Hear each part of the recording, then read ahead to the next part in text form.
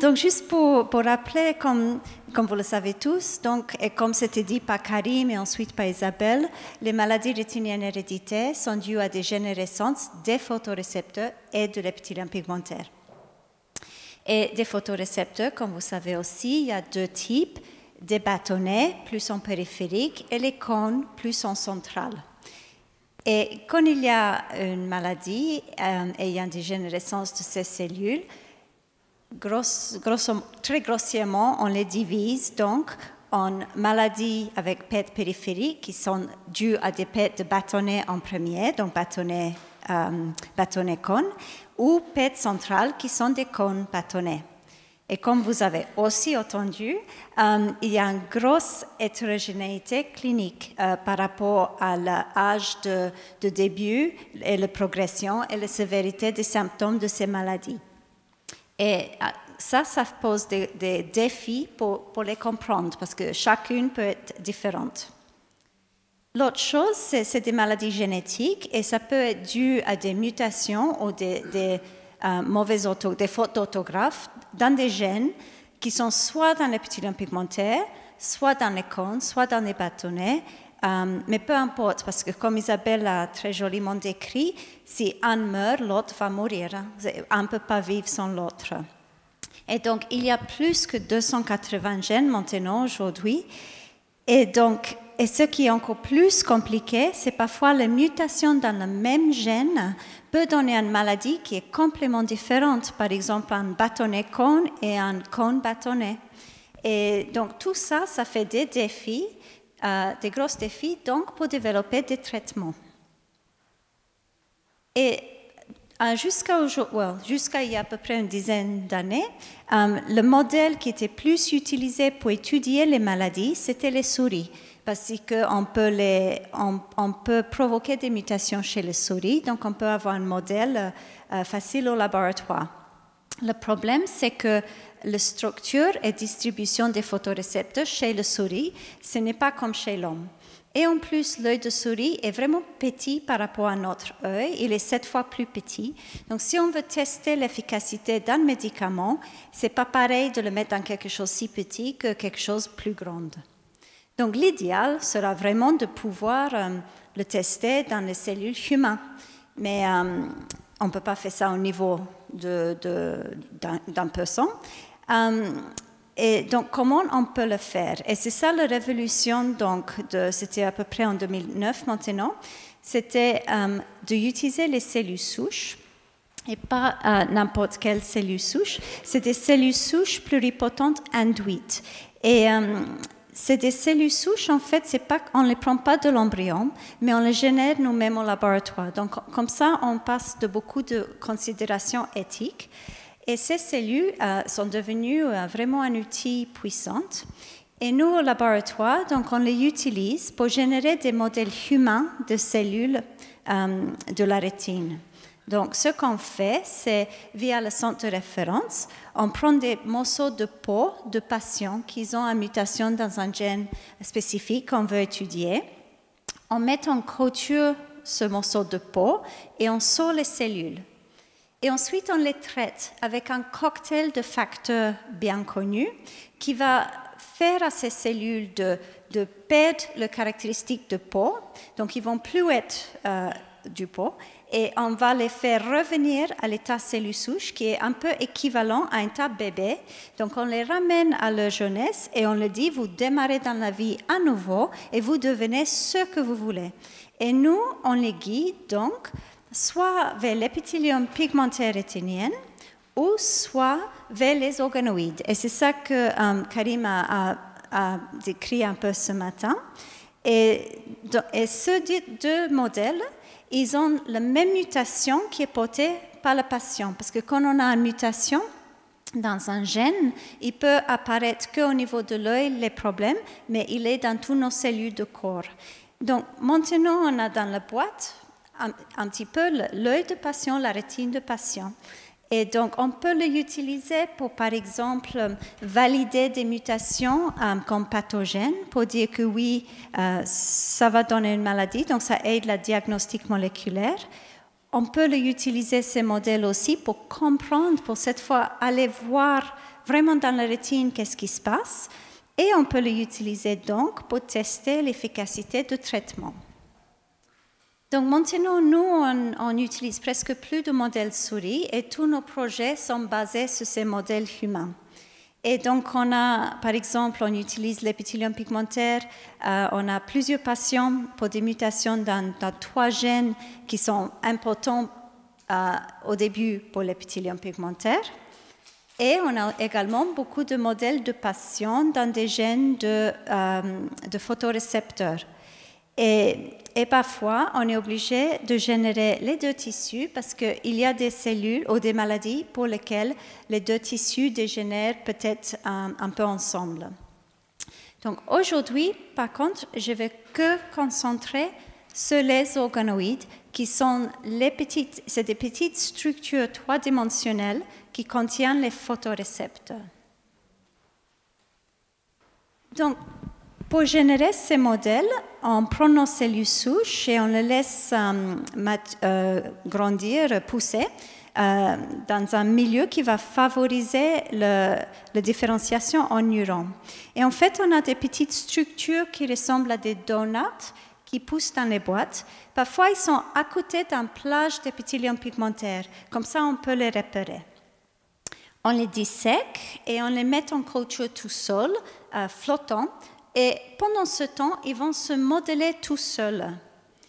Et on les laisse aller. Alors, nous, on les laisse aller pour 225 jours. Donc, c'est presque la naissance, presque un temps de gestation, en fait. Ça fait 7 mois et demi. Et à ce moment-là, les organoïdes, ils ont changé. Et ce qu'on voit au bord de l'organoïde, c'est une lamination qui est très claire. Et on voit comme des petits pouces tout autour. Ça s'appelle une bordure en brosse. Et en fait, ceci correspond aux couches de photorécepteurs. Donc, la lamination au bord, c'est tous les noyaux de photorécepteurs alignés. Et les cheveux, si on veut, c'est tous les segments externes, là où il y a l'interaction avec la lumière. Donc, si on prend ces petites structures 3-dimensionnelles et on colore les photorécepteurs, on voit qu'ils sont tous répartis autour de la surface. Et si on les coupe, on voit bien une structure des photorécepteurs comme on a dans l'œil, avec à nouveau tous les noyaux ensemble et tous les pouces de segments externes. Et on peut également regarder spécifiquement les cônes. Il y en a des cônes. Et si on regarde les bâtonnets, il y en a aussi, et il y a beaucoup plus. Donc en fait, on reproduit le rétine humain avec un excès de bâtonnets par rapport aux cônes.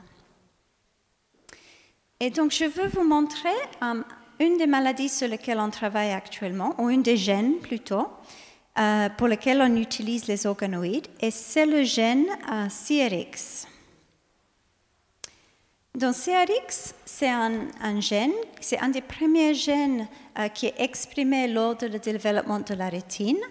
Et il est très important pour que les précurseurs de photorécepteurs deviennent soit des bâtonnets ou des cônes.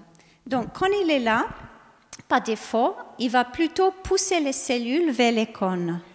Mais s'il y a d'autres facteurs à côté, 2 facteurs en particulier qui sont NRL et NR2E3, ce n'est pas important. Mais s'ils sont là, ils vont se complexer avec CRX et il va plutôt différencier les cellules en bâtonnets. Donc, il est vraiment très, très important pour ces cellules et après, il reste dans nos rétines et il est important pour le maintien et la fonction des photorécepteurs. Et c'est un gène qui n'est pas très grand. Il est composé de ce qu'on appelle 4 exones, donc 4 parties codantes, qui codent pour une protéine qui a plusieurs domaines. Et ce qu'on voit, c'est par rapport à les mutations dans ce gène, ils vont toucher plutôt un domaine qu'un autre. Par exemple, les mutations qui sont des petits changements qui s'appellent des faussants, où on change juste une partie de la protéine pour une autre partie, mais ça ne la change pas tous. Ils sont plus au début, et là où la protéine agit pour lier l'ADN, c'est un de ses rôles. Et si on a des grosses mutations qui vraiment vont couper et perturber la production de la protéine, ils sont plutôt vers la fin. Et je vous dis ça parce que ce qui est intéressant avec ce gène, c'est qu'il donne des maladies dominantes. Donc, Isabelle vient de dire que les maladies dominantes, c'est qu'une copie du gène qui est atteinte et qui donne la maladie. Donc, ça cause des maladies dominantes, mais ça donne 3 types de maladies. Et c'est ça que je disais au début. Ça donne des cônes bâtonnets, ça donne des bâtonnets cônes, mais aussi, ça donne ce qu'on appelle une amérose congénitale de Leber, où c'est une cécité de la naissance, où les enfants sont très atteints et ça touche partie centrale et périphérique à la fois. Et tout ça dans le même gène, en fait. Et en plus, ce qui complique encore, c'est qu'il y a des patients qui ont la mutation, mais qui n'ont pas de maladie. Donc, c'est un gène vraiment intriguant. Donc, on se dit que ce sera bien de vraiment étudier ce gène en utilisant des organoïdes. Donc, ce qu'on a fait, c'est qu'on a pris des cellules de peau d'un patient avec un amérose congénitale de Leber, qui est donc une maladie assez sévère, et qui a une mutation qui va vraiment pas arrêter la production de la protéine, mais complètement la changer. Donc, c'est une mutation forte. Et en plus, on a pris un autre patient qui a un cône bâtonnet, qui a juste un tout petit changement dans sa protéine. Et en plus, on a pris sa sœur, qui a la même mutation, mais qui n'a aucun signe clinique. Elle n'est pas atteinte du tout. Et on a créé donc des organoïdes pour ces 3 individus et on les a regardés. On a voulu voir qu'est-ce qui se passe au niveau de leur rétine. Et donc d'abord, on a commencé à regarder les gènes et on a vu que la patient, l'asymptomatique, elle exprime CRX comme son frère qui est malade. Mais le patient qui est vraiment très fortement, qui a la maladie sévère, lui, il a beaucoup moins de CRX qui est exprimé. Et de façon intéressante aussi, les facteurs qui doivent se lier avec CRX pour provoquer des bâtonnets, ils commencent à diminuer en effet d'escalier, dépendant de la sévérité de la maladie. Donc, il y a vraiment une corrélation phénotype-génotype.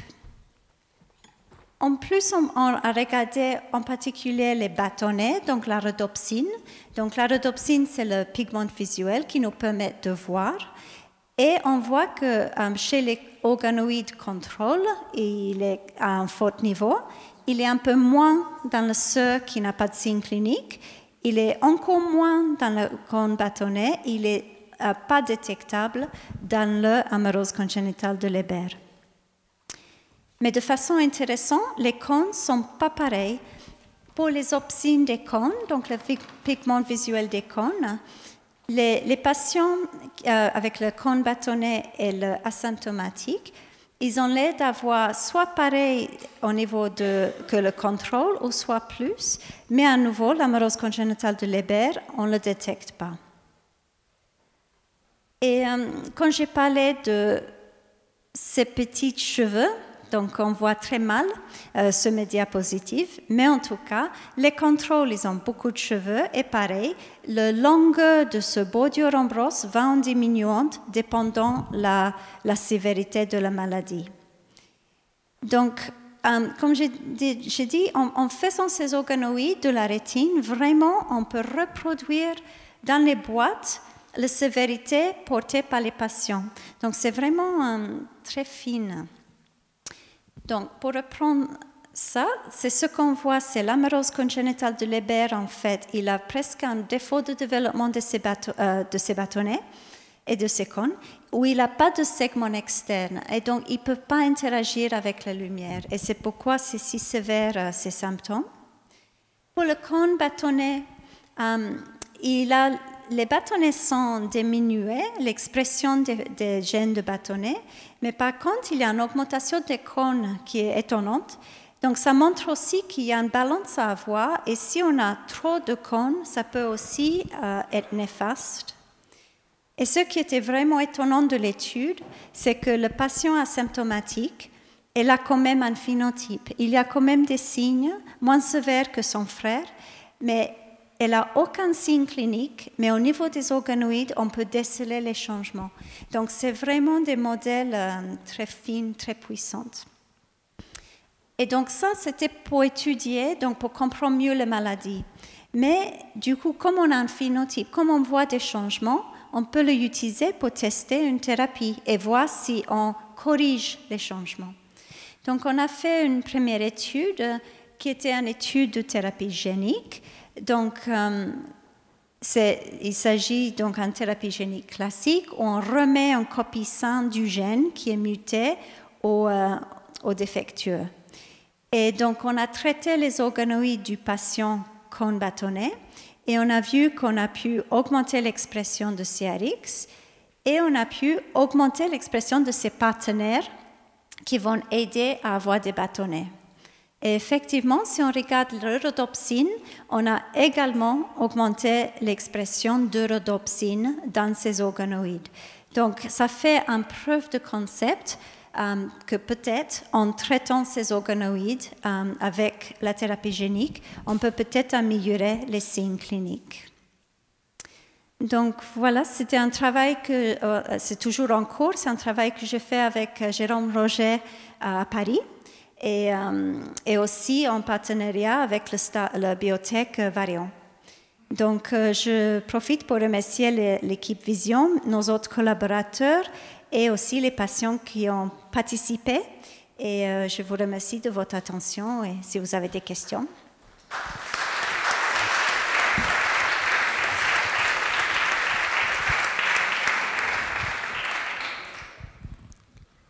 On a des questions dans l'audience? Trop clair. Oui, Isabelle? Je dirais simplement aussi que ces systèmes, ça nous permet, quand on identifie des gènes ou des protéines suspectes qui pourraient être impliquées dans les RP, de prouver leur implication.